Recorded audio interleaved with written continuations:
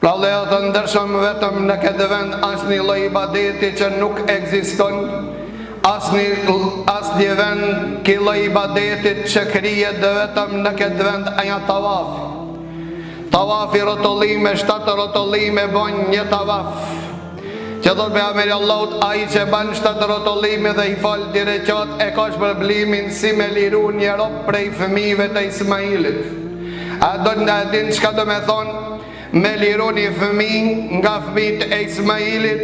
Ka thonë pejgamberi Allahut se s'ka mundësi që fëmiu t'i del hakut prindit vetëm një rast.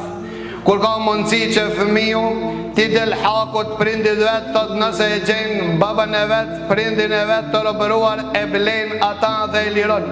Vetëm këtë rast ka arrit ai që t'i del hakut prindit vetë. Ndërsa para mendon me liru një fëmijë prej fëmijëve të Ismailit, pra i vjen si kurse pejgamberi Allahut me pas qenë rob, me pas ble dhe me pas liru.